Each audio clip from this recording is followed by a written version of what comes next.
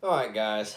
I've made a video kind of going this before, but it was really early, and so I'm just gonna do it again and maybe add a little bit more to it. And I'm gonna go into a little bit of how I started getting my memories back about the things that I went through as a child. Right? What were some of the steps? What were some of the stepping stones that I had to get on? Part of my path to get these memories back, the keys that I needed to find. And for me, guys, it was books. It was these books, okay? I started getting these memories. They came back to me. But they weren't full. It wasn't the full picture. There's parts and pieces. Clues. And part of it was books. And what I ended up figuring out and discovering, because I got curious. So I started getting these books. Right? And it started with one book. In fact, let me grab that one. It started with one book. Okay? And then that book led to another book, which led to another book, which led to more. And not all the books that I found were specific, but they were parts that led me to more clues, more pieces. All right, the first book was this one, The Mind Race. Okay? I got put on this from a video. Somebody had shared how this was related to psychism. This book is about how the CIA used people, psychics, for research in the 80s. Okay, this is a non-fiction book. Okay? The Mind Race. It's pretty interesting. In fact, I remember seeing my dad read this book. Okay? This book led to a Dion Fortune book. I don't have a copy of that. I'm gonna get it back. I had it, but I had to get rid of it. And then anyway, I'm getting it back. I'm getting my library back. Okay, I have a big library now, but I had twice as much. And that book led to a Dion Fortune book, which led to this book, Paths, Talks on the Path of Occultism. Another book that goes into psychism. This one is actually an occultic book. It's like a blend of Buddhism. Talks about the masters. It's a good book. I'd recommend people reading it. It's got some good stuff in it. But this book, I remember having to read when I got put on the path proper. When I was a kid, a little boy, I was made to read this book. I was only like 4 years old. They were supposed to read it to me. But the people I were around were jealous that I was getting put on this path at such a young age. They didn't like that. Because most of the people on this path are old. And they've worked at it for a long time. But for some reason, I was chosen to be put on this path at a very young age. And they didn't like that. So they didn't help me out any. So a little 4-year-old me had to fumble through and read books like this. Talking about this sentence emphasizes the fact with which every occult student is familiar that the thought is more important than action. I did my best. You can only do so much. Alright. Well, that book led to more books. Right? These books will refer to other authors and other works. And I didn't just take it. I didn't just read and go, okay, cool, yeah. No, I took that as a clue. I said, you know what? I'm going to read some of that.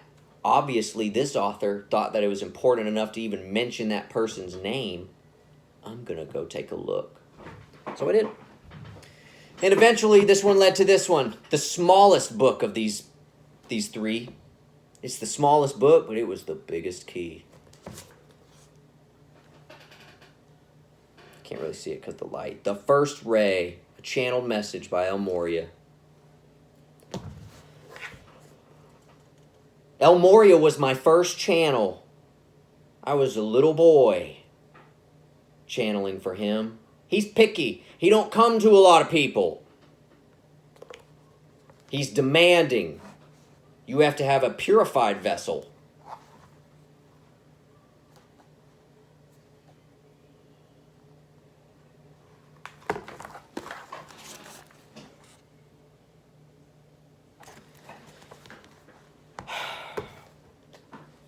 And as I got this book and I started reading through it,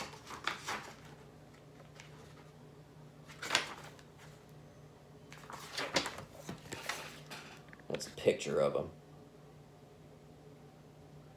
It doesn't really matter about the picture. Like, these guys incarnate and reincarnate. They don't always look the exact same, and not every picture that you see looks the exact same, you know.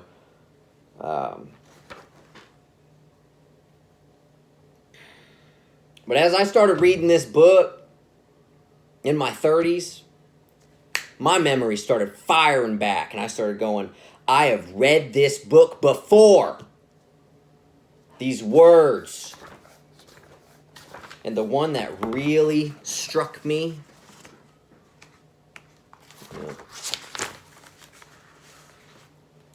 was his little signature at the end. Yo am. I read it, and that voice rang in my head. And then I remembered when I was a little boy and before they brought me in to channel for this guy, I was made to read a chapter of this book before I went to bed. They had this book tucked away somewhere, and they'd bring it out. They were supposed to read it to me. But again, they didn't like it, so they didn't never help me out. I'd have to read it on my own. I think the purpose was so that I could be familiar with his writing before I channeled his message in the seance.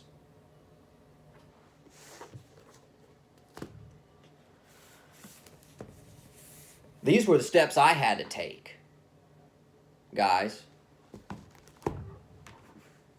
to get my memories back. This is why I push so much to read. Read the books. Read the books. You get a lot of spiritual guides on here, and they'll tell you, you don't need to read books. You don't need to read books. Just keep coming to me, and I'll do tarot for you. Read the books. Learn yourself. I like the tarot readers. Okay? You can even pay them sometimes to do it. You know, they have nice, inspiring messages. It's nice, interesting conversation. But do you need to depend on them for your source? No. You connect to source.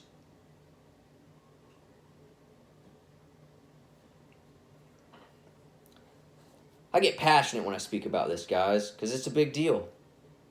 I went like 30 years of my life just with this being shrouded. You know, almost like someone had a blanket, just threw it over. It was partitioned in my mind.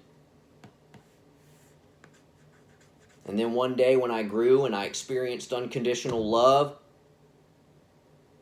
I started healing and growing. They came back. And the pain came back too. That was a big one, how I knew it was real. How I knew that what I was remembering was a memory. Because it came back with a lot of pain.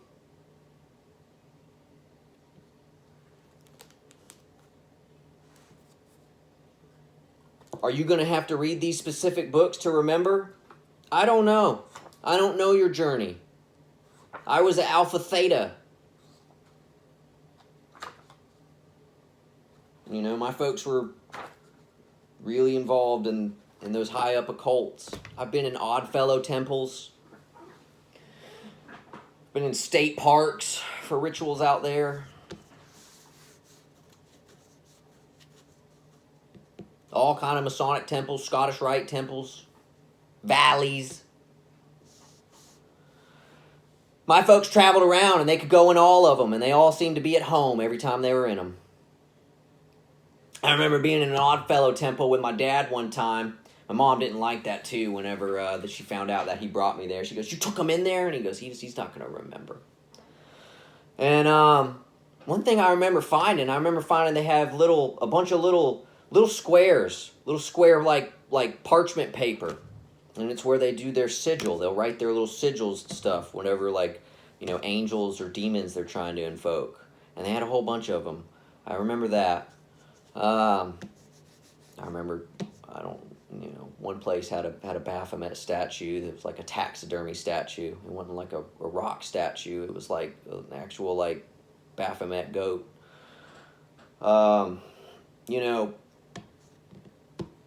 It's wild, guys. This stuff it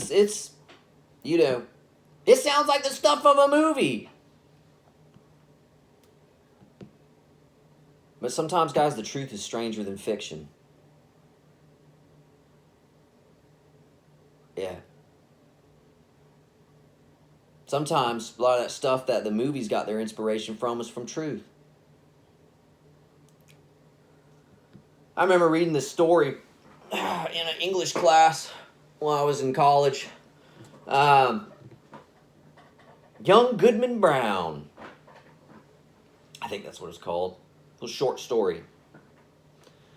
And I'll paraphrase it. I don't remember exactly. But he's a young man, and he's got a fiance, and he's wandering in the woods for some reason, and he ends up stumbling upon some kind of weird, crazy ritual.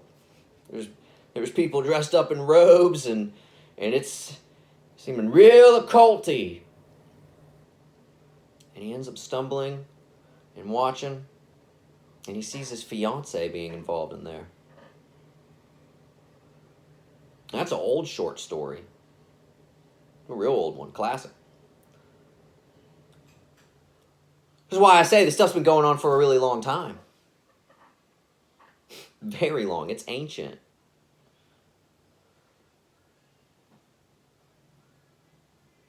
But I hope you find your way.